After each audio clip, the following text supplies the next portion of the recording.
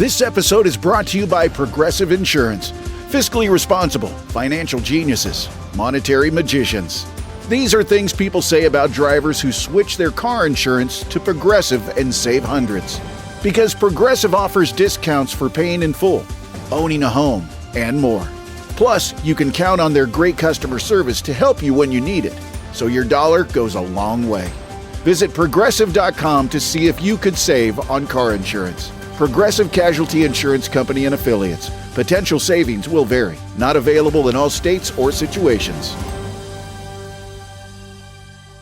These days, work is in trouble. We've outsourced most of our manufacturing to other countries. And with that, we sent away good jobs and our capability to make things. American Giant is a clothing company that's pushing back against this tide. They make all kinds of high-quality clothing and activewear, like sweatshirts, jeans, dresses, jackets, and so much more, right here in the USA. So when you buy American Giant, you create jobs in towns and cities across the country. And jobs bring pride, purpose. They stitch people together. If all that sounds good to you, visit American-Giant.com and get 20% off your first order when you use code STAPLE20 at checkout. That's 20% off your first order at American-Giant.com with promo code STAPLE20.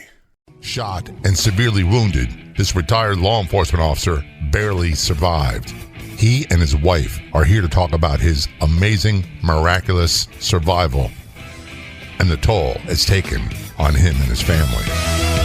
Welcome to the Law Enforcement Today radio show. I'm your host. My name's John J. Wiley. In addition to being a radio broadcaster, I'm a retired police sergeant. For the latest news articles and much more, check out our website, letradioshow.com.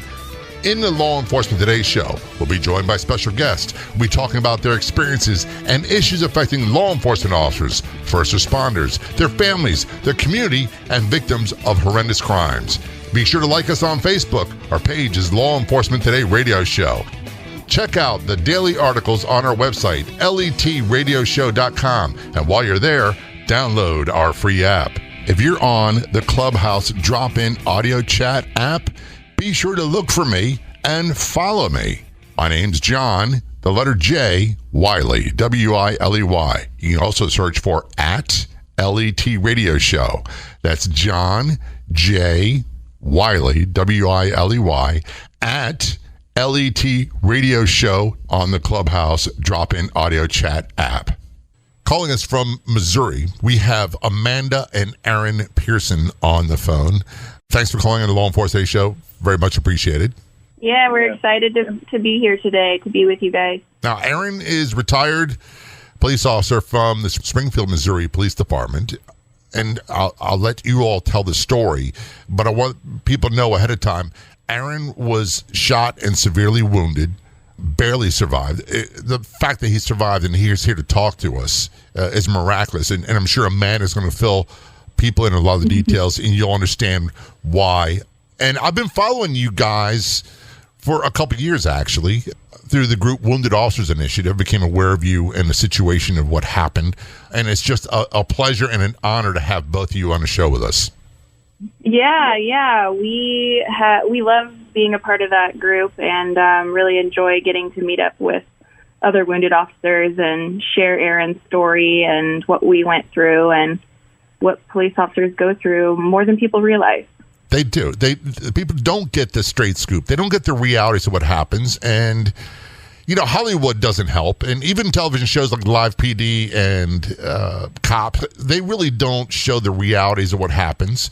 And unfortunately, when a situation happens where an officer is severely injured, all too often what happens in the news media is they'll say the good news is he's going to survive. He or she will survive. Or the injuries are not life-threatening. And they don't talk about how catastrophically injured these men and women are and how devastating the effects are on them physically, emotionally, mentally, financially, and the same with their entire family. They just don't talk about it. Yeah, I mean, even I was a little bit naive to that fact. My dad was a police officer, retired on disability. It was a knee injury.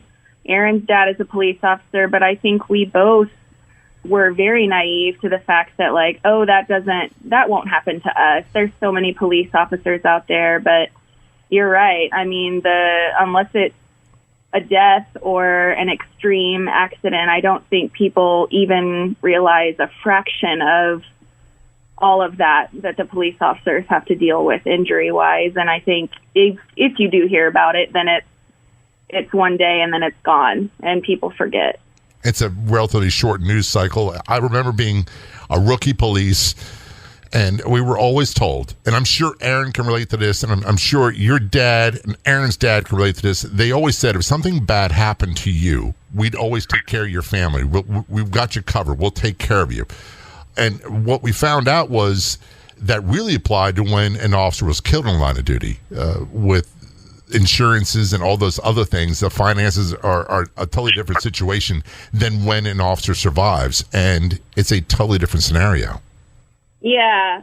I mean, we always knew we were part of a family and that they would take care of us. And in all honesty, Aaron's agency and our city really didn't let him be forgotten, and they did take care of us. But sadly, that was an outlier of what typically happens. And we knew that we were a part of a family and all of that. But to the extent that Aaron was handled and on the opposite, how other people were handled, we had no idea. We really didn't. Well, please, if you are in communication with anybody in a city and that agency, please tell them I said thank you for the simple fact that they took care of you and Aaron. Yeah, for sure. Yeah, I definitely will. That was the sad thing when we got to talking with the other officers at Wounded Officers Initiative. None of them had as great an outcome or support that Aaron got, for sure.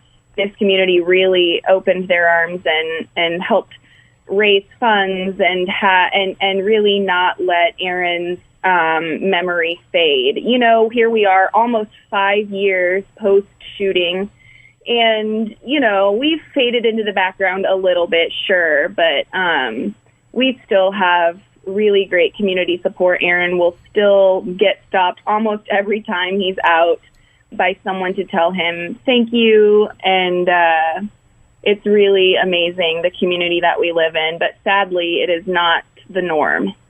You're going to make me cry thinking that the people stop Aaron and say thank you. And Aaron, I don't know about you, but I've been thanked more since I've been retired than I ever was when I was on the job.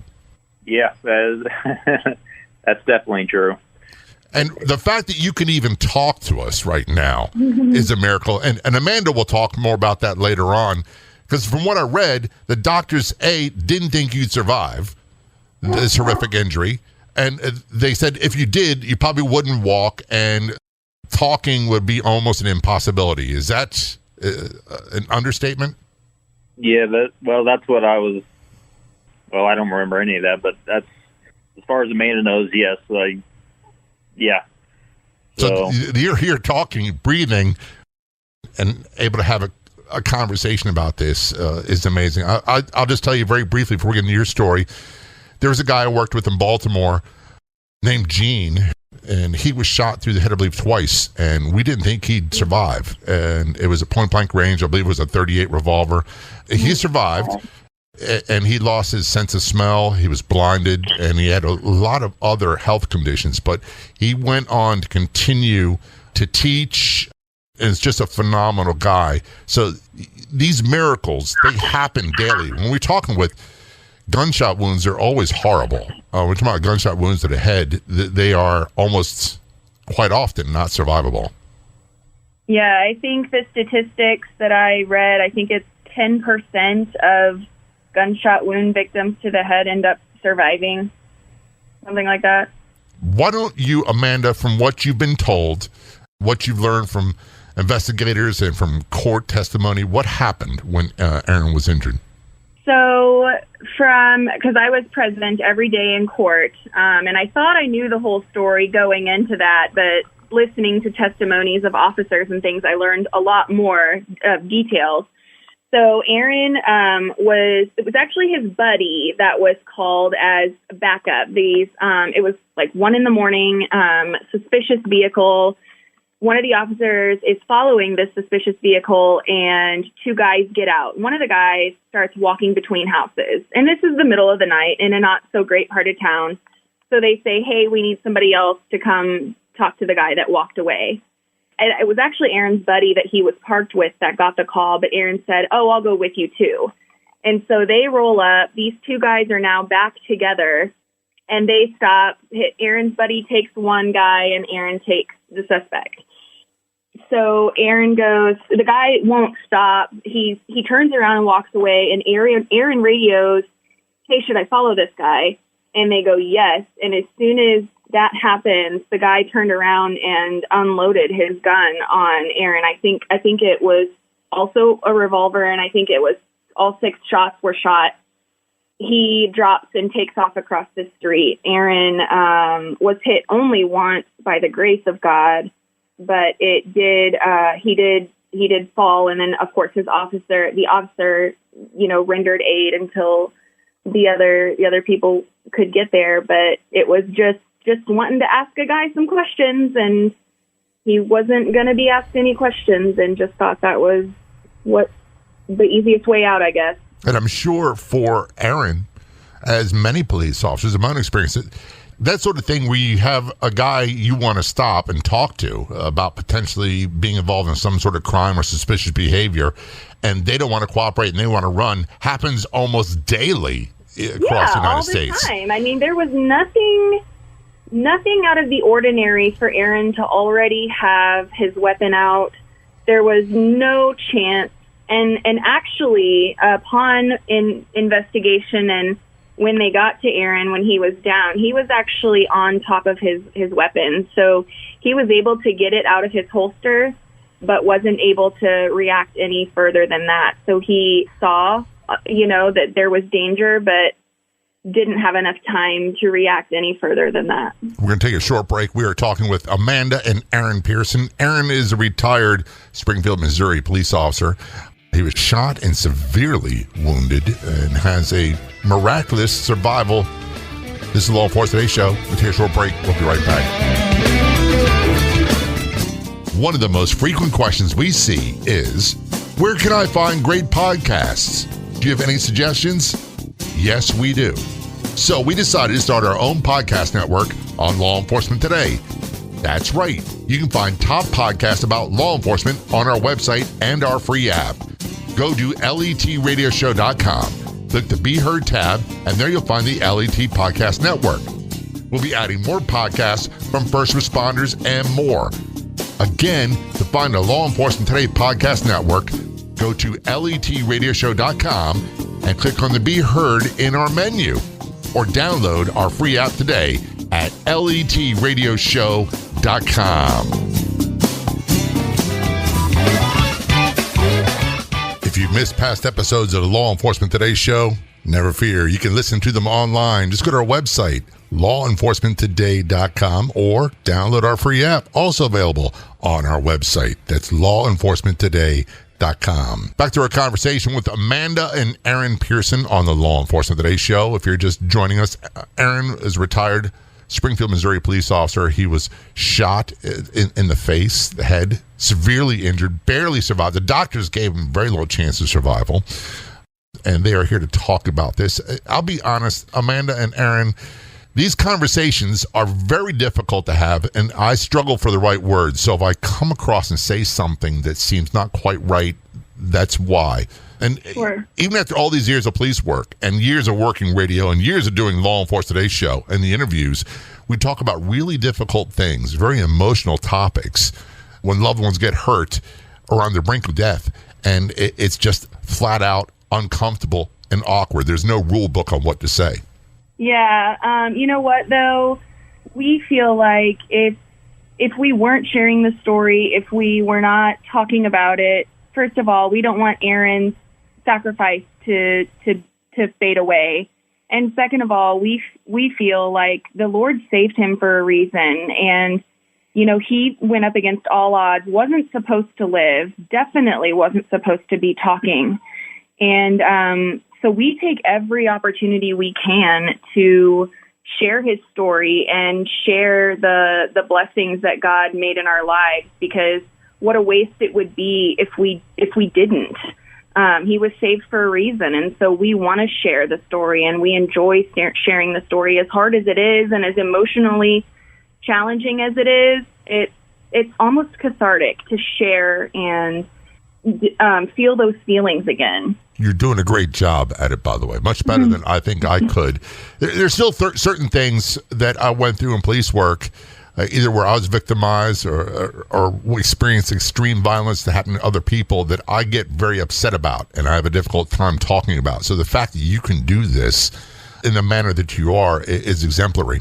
When you say a miracle, by the grace of God, and I've heard trauma surgeons that have saved lives say that, look, it wasn't just me.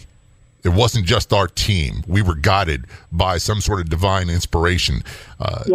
People can take with that whatever they want, but there are people, Aaron is a perfect example. There are people walking among us. We go to the grocery store right now. There could be a man or woman next to you in line in the grocery store that is a walking, talking miracle that shouldn't have survived, but they did. And there's a reason why. And I think you put it perfectly when you said the reason why you're happy to share a story. Yeah. We feel like it's somewhat of a calling.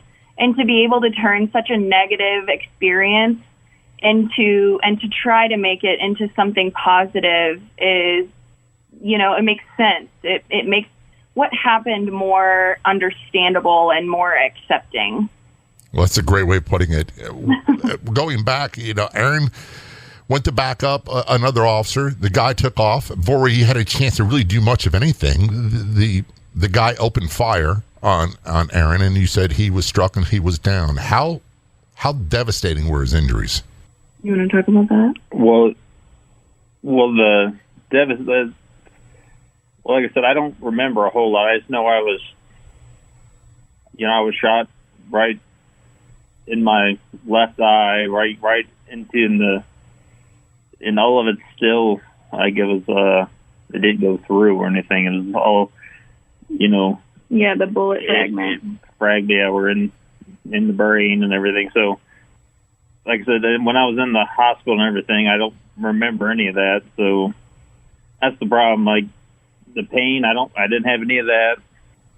I was there for I don't know how many weeks or all that other stuff. I was in a coma there for a while, and when I finally went to Atlanta, I have very few. I could only remember a few things, but then when I was able to finally start walking, and then when I was able to start walking and doing stuff, then I could finally start remembering stuff. But other than that, everything was getting better. I was, finally start to walk and kind of play with my kids and stuff. But they were thinking, the doctor, from what I read, the doctor was saying they didn't expect that you were transferred to a specialty rehab facility, I believe, in the Atlanta, Georgia area. Mm-hmm. And they were saying, hey, the worst case scenario, Amanda, is that Aaron probably won't talk and he may not walk again. And then this guy, Aaron, is trying to walk before he leaves the hospital. Oh, I know. It was almost comical how, bullheaded he was about everything, and it just showed his fighting spirit. When he first got injured, we started tracking his injury with Gabby Giffords, who was shot point blank in the head. And the only difference between her injury and Aaron's was that the bullet exited her head and Aaron's did not. His stayed in his brain. And so because she had such a tremendous recovery, we were like, okay, this is what we can expect. This would be a great outcome. And I think by the 5th day after his injury, the things that he started doing were things that she wasn't doing until 2 and 3 weeks. And that's when we were like, holy, this is happening. He's doing amazing. And even by day 5, we were like, wow, stuff is happening so fast. And yeah, they got him out the first day to walk with a walker, and we were still at Mercy here in Springfield. We hadn't left for Atlanta yet. And so we're maybe a week and a half post injury, And they get him out very first day to walk on a walker. They've got a gait belt around him to hold on to him in case he staggers or falls. And they go down the length of the hallway and they go to make the turn and they're like, okay, be really careful. He picked up the walker and turned in a circle and then went back the other direction. It was just like, does he even know he's doing that? It was truly like a miracle we were watching in front of our eyes. It was really, really cool. I really don't know what to say to respond to that, but I'm visualizing in my mind that this guy, and he's doing things that the doctor's going, oh, by the way, he'll probably never get to do it. Wait, what's happening? He's doing it. Exactly. Even the physical therapist that was there was like, this is hilarious. Like, this is unreal. This doesn't happen. We heard that so often. This doesn't happen. This isn't typical recovery. What's the old saying that the joke is that you can't do that? And it's like, what? Let me show you. You dare me. Exactly. Watch me. And yep. he, from what I've read, and maybe you can clarify this, I don't think Aaron was totally aware of how bad his situation is supposed to be. He's like, well, let me show you what I'm supposed to do. Right. No, he was on so many drugs to mask the pain and to take care of the swelling in the brain and to, just to get him through the day that he had no idea. It was really a true awakening when we got to Atlanta and they were like, he's coming off all of those meds because we got to get him moving. We got to wake him up, they said, because he was under so many meds that, yes, he was walking, but he was sleeping so much and his body was recovering. And we got there and they were like, all right, we're going to wean him off as many of these meds as we can, and we're gonna get moving. And they wasted no time starting on his recovery. And thank God for people like that work in these fields. We're gonna take a short break. We are talking with Amanda and Aaron Pearson on the Law Enforcement Today show. Don't go anywhere. We'll be right back. The place to be online is our Facebook page. Do a search on Facebook for Law Enforcement Today radio show. You'll get access to unique news articles, editorials, and so much more. That's Law Enforcement Today radio show on Facebook. Welcome to the Harmony with Food radio show. I am your host, Meg Marie O'Rourke. In addition to being a radio broadcaster, I am a nutritionist for longer than I'd like to admit on the radio. Join my guests and I as we discuss how to live in harmony with food, from gut health issues, food sensitivities, food intolerances, and the comorbidities of obesity. Being your own healthcare advocate is achievable, and so is living in harmony with food. For the latest nutrition information blogs, check out my website, harmonywithfood.com. This portion of the Law Enforcement Today radio show is brought to you in part by Pet Rescue Life Facebook page. Everyone's welcome at the Pet Rescue Life Facebook page, where you'll find fun, informative, and enjoyable posts daily. Purebred, mixed breeds, rescues, we love them all. Be sure to like the Pet Rescue Life Facebook page. When you have a chance, be sure to go to our website, lawenforcementtoday.com, and download our free mobile app. We have a version for your Android and iPhone devices. It's 100% free. Get it at lawenforcementtoday.com. Return our conversation with Amanda and Aaron Pearson on the Law Enforcement Today show. Aaron, just to recap, is a retired Springfield, Missouri police officer. By the way, Aaron, thank you for your service. Very much appreciated. Thank you. And also, Amanda, I never know quite what to say to the spouses, but I want to thank you as well, because they pay a heavy price, and no one does this job without the support of a family. You got to have someone in your corner. Yeah, thank you. I think being the daughter of a police officer definitely helped me know kind of what I was getting myself into, so to speak. But my dad always told me growing up, don't date a police officer. It's too hard on the family. It's a higher than 50% divorce rate. It's just tough. And Aaron was not training to be a police officer when we met. It ended up becoming a decision about a year after we were married. And then, I was already tied down to him, I guess. So it just was meant to be. Well, that's a good way of putting it. And you're right about the divorce. I'm remarried. My first marriage ended in divorce in large part due to my inability to handle things better that we went through. The demands of the job, the emotional stress and strain that the officers go through that the wives can't even begin to comprehend. It's just really, really hard. And it takes someone very special for spouses, and I'm talking about husbands, wives, doesn't matter, for our first responders and law enforcement officers in particular. My wife now I met her many years after retired, and she still, to some degree, pays a toll for what I went through back then. Yeah, but she understands that there's a lot of things that I'm just not the same guy I was when I was 19. Just not going to be. Right. Yeah, definitely. And speaking of not being the same guy, we're talking about the miraculous recovery of Aaron. How bad was the physical prognosis for his injuries? It was really bad. So when I got to the hospital, before I even saw him, they took me by the shoulders and they said, "Hey, he's been shot in the head." I had no idea. The whole way there, all I knew was he'd been shot. I didn't know anything else.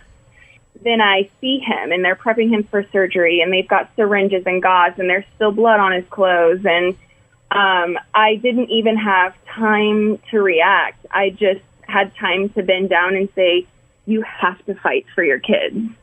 Our kids were 3 years old and 7 months old.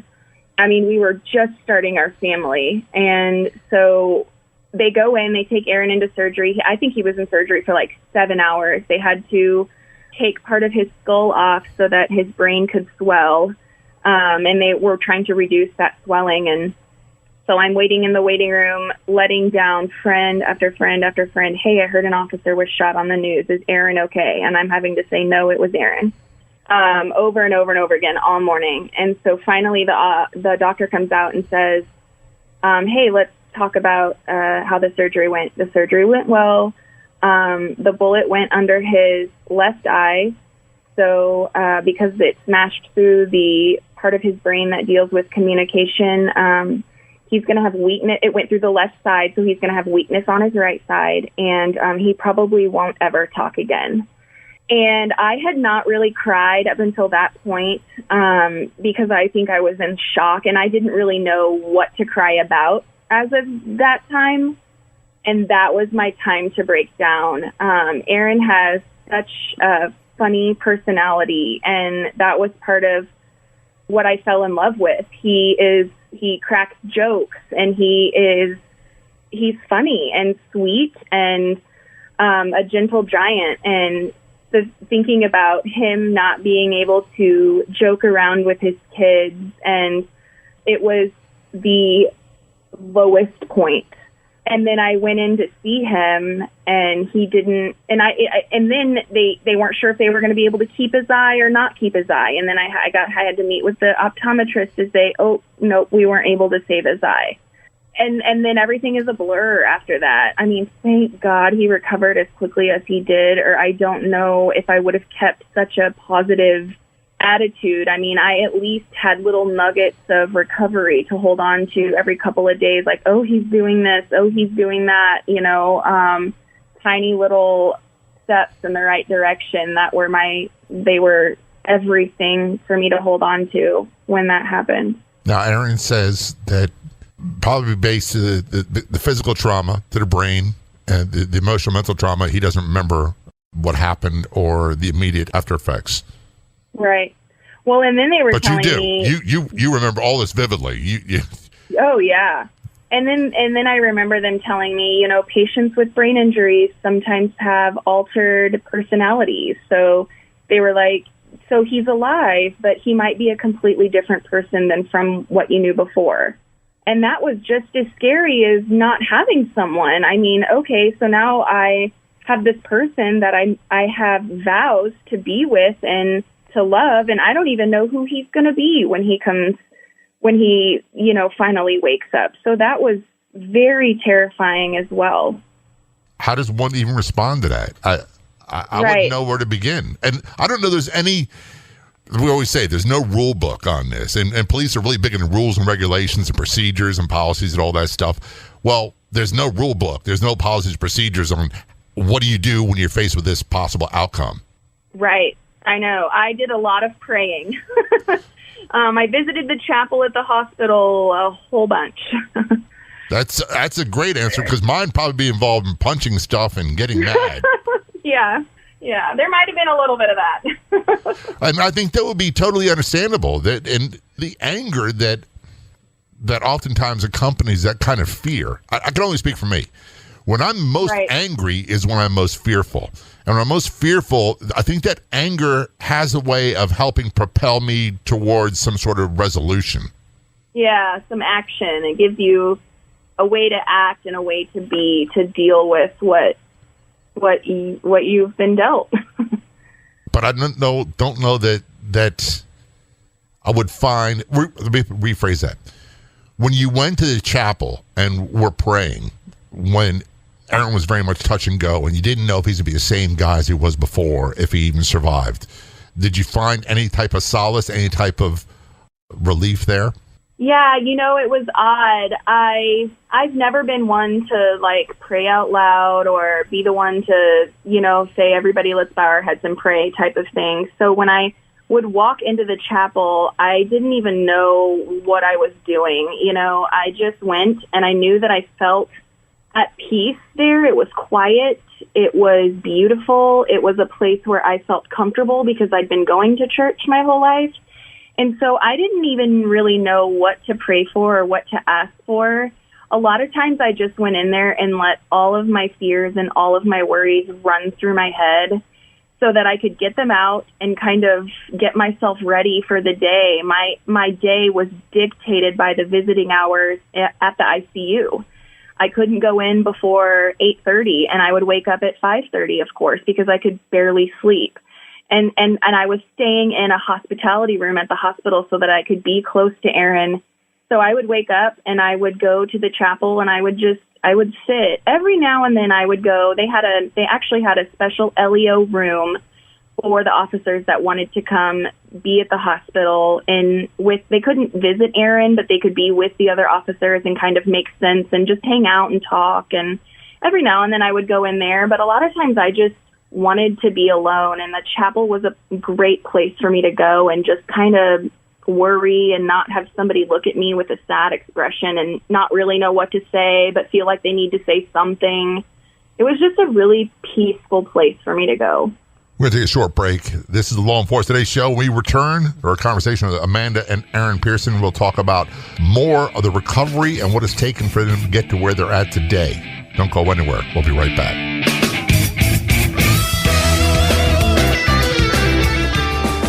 Missed an episode of Law Enforcement Today? You don't have to anymore, because now you can listen to it on Podopolo, the free new app that makes listening anytime, anywhere so easy. Catch up on shows you've missed and chat with John J. Wiley right there too. Download for free on the Apple or Google Play stores. That's Podopolo. And John J. Wiley wants to hear from you inside Podopolo. I'm John J. Wiley, joined by Amanda Pearson and Aaron Pearson, calling us from the Springfield, Missouri area.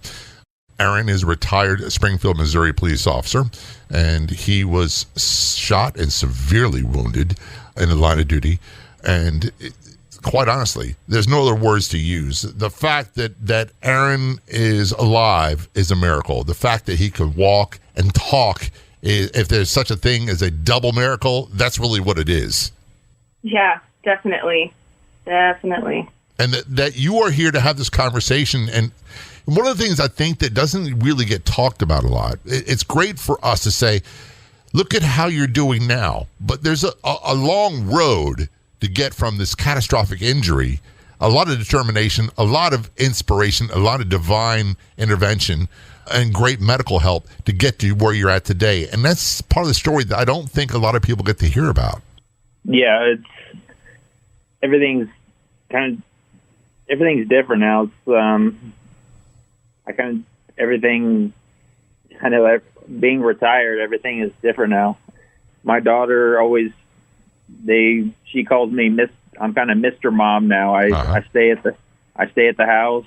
I clean and I more than I do now. Yeah. You're going to make me look bad, Aaron. Don't be talking about cleaning on the radio. My wife listens to this, and she's going to say, hey, he barely even does the dishes. Yeah, well, I can do the dishes. I'm not very good with laundry, but I try and He's do not that. allowed to do the laundry. Yeah. Correction. Somehow those laundry pods, I screwed those up somehow, so I don't do those anymore. Well, So if it's just, any consolation to you, I want you to know that I'm only allowed to do my laundry. I'm not allowed to do hers because I don't fold them right. I don't wash them in the right order.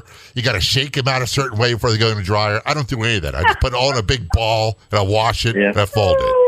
Yeah, so it's just different stuff like that. You know, we have dogs. You know, it's just it's just different now. So everything has changed. But like I said, I think mental health is big on what we're focusing on. Just for maintenance, I think right now he goes to see a neuropsychologist once every 2 to 3 months now. It used to be weekly, and then we got out to every 3 weeks. And I think the big thing is just for him to have a hobby and feel like he has a drive now, because that's one big thing. I know even with my dad with just a knee injury, when you go from doing a job that you absolutely love to one day, like that's all taken from you, it can be a really hard mental health adjustment to find passion in life again and a drive for anything. And so that's, I feel like, what we're focusing on. We've tried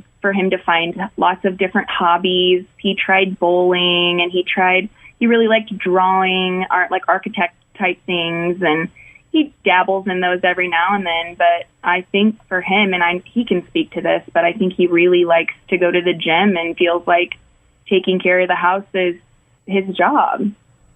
That's what it is for now. I have to take naps a lot, unfortunately, with it just makes me, some days when I don't take naps, things are just a little off. Sometimes it's hard for me to remember some things, and sometimes it's hard for me to, I don't know, it's just sometimes it's even hard for me to talk. I just know it's, when after a year and a half after the things happened, I don't remember exactly how long, but I started getting seizures.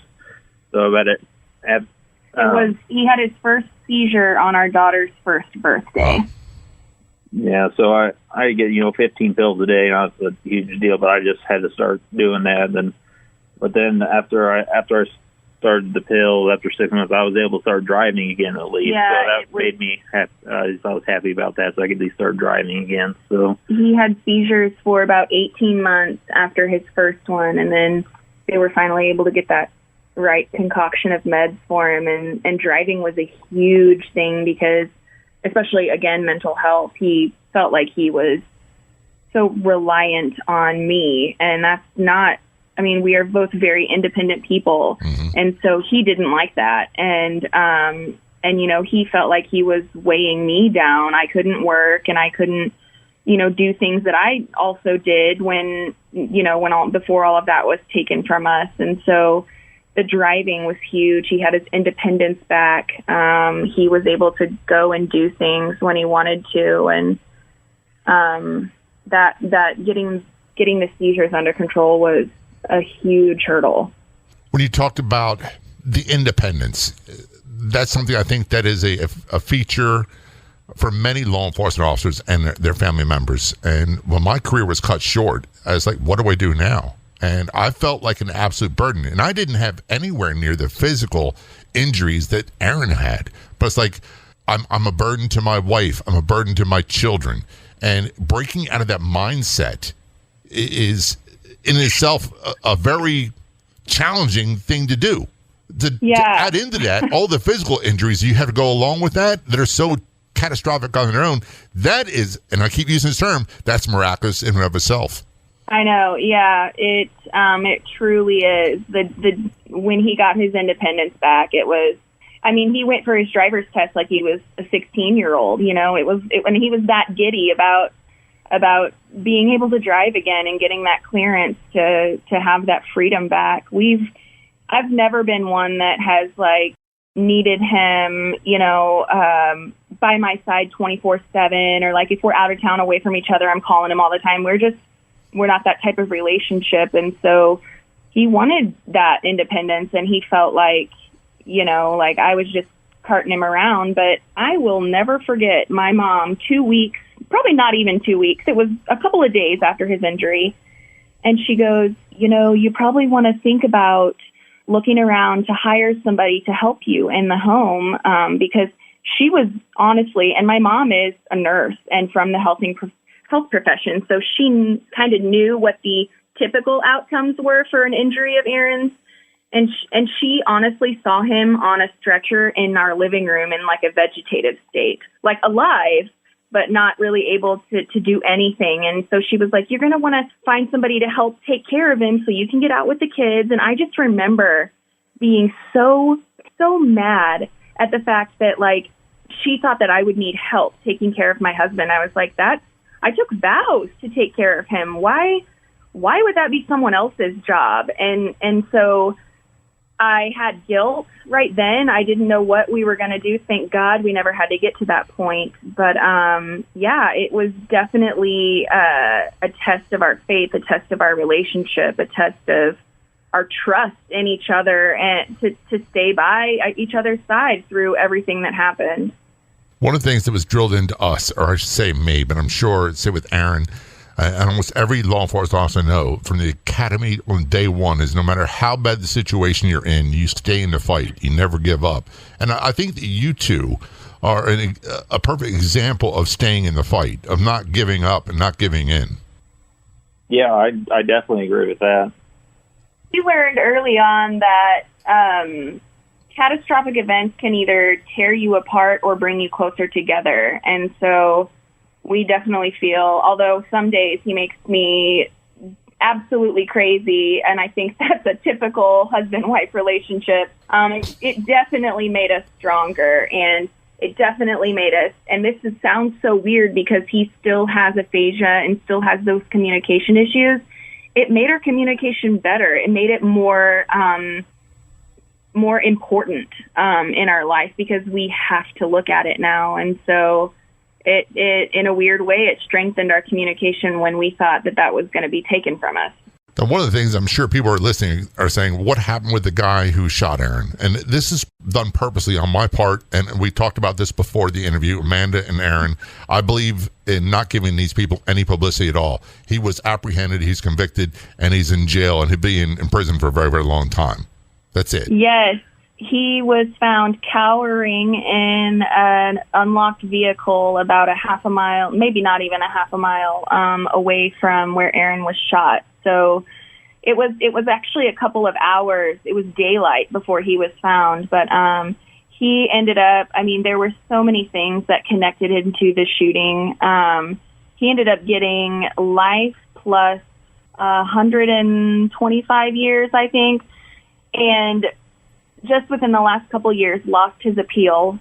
And I love that the prosecutor used his own words against him in his sentencing and, from the jailhouse calls and all of that. But I got to do my victim impact statement and really stick it to him. And I'm so thankful that he lost his appeal because our kids don't have to ever go and say this person is an awful person and he shouldn't be let out. They never, ever have to do that. He is away forever and will never hurt anybody else. As it should be. Amanda and Aaron Pearson, thank you so very much for coming on the Law Enforcement Today show and telling your story. It's very, very much appreciated. Yep. Thank you so much. Yep. Thank you. I'd like to thank our guests so much for coming on the Law Enforcement Today radio show. The Law Enforcement Today radio show is a nationally syndicated radio show broadcast on numerous stations once a week and growing. If you enjoyed the podcast version of the show, please do me a big favor. Tell a friend. I'll be back in just a couple days with a brand new episode of the Law Enforcement Today radio show and podcast. Until then, this is John J. Wiley. See ya.